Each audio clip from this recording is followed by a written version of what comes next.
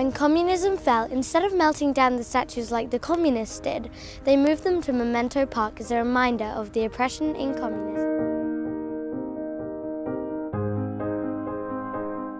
Memento Park is an outside museum in Budapest dedicated to the monumental statues from Hungary's communist phase from 1949 to 1989. As you can see, there are many statues in Memento Park, but one of the statues in Memento Park is called Stalin's Giant Boots.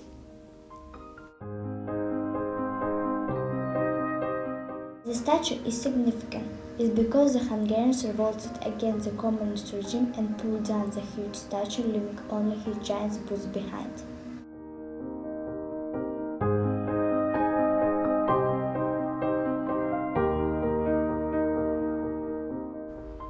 This statue guarded the citadel. This statue is called the Liberating Soviet Soldier.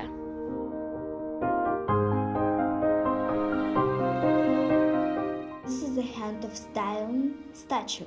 In 1956, the communists chopped down the 8-meter statue, including the bronze hand you can see in the photo. When they found Stalin's hand, they kept it in the Hungarian National Museum, along with a communist display.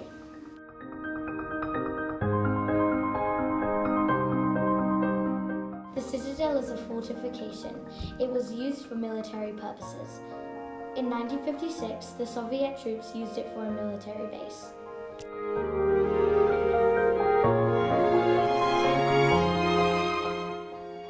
This is a blue Trabant car. This was the common car used in the communist times. But it was actually quite difficult to travel. We had two passports, a red passport for all the socialist countries, such as Czechoslovakia or Romania. And then we had another passport, a blue passport, which was for the Western countries. And what you had is these special windows. They were stamps that you could acquire to travel to the socialist countries. So if you wanted to go skiing, for example, in what is today Slovakia, but at the time Czechoslovakia, then we had to apply for these windows, and you would go to the border, and the border patrol would put a stamp in when you left the country, and they would put a stamp in when you came back into the same windows. And of course you had to have all these filled out, and there was only a certain number of times you could travel to these countries. But going to the West was much more difficult, because you were only allowed to travel once every 3 years to all the Western countries, such as I mentioned, Austria or France or even Germany. At the time, Germany was two countries. It was East Germany, where we could travel with a red passport, and it was West Germany, which you had to have a blue passport to travel to. And that was only one part of the story, because the other part was about money. Because even if you had the permission to travel, you had to have money. And the forint was not what was called a convertible currency. We couldn't just exchange it to Deutsche Marks, or we couldn't exchange it to French francs freely. There was only a very, very limited amount of money you could exchange and use in those countries. So actually the travel was really restricted. Forceful of communism, Imre Nagy, who was a communist politician, attempted to relax some of the harshest aspects.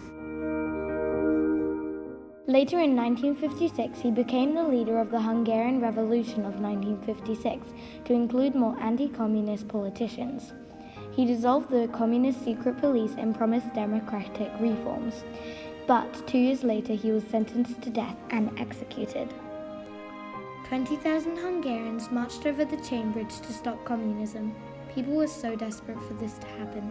After this event, the government allowed people to say what they want and print what they want, and this was the start of the fall of communism.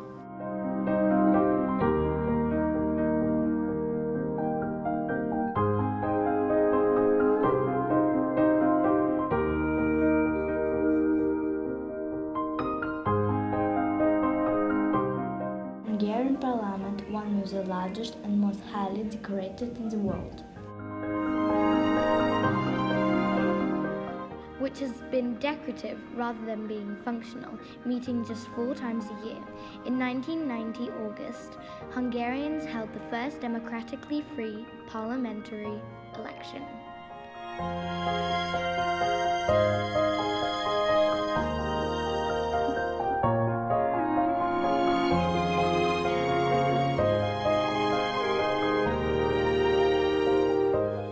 And just imagine how it would feel for people in the communist times.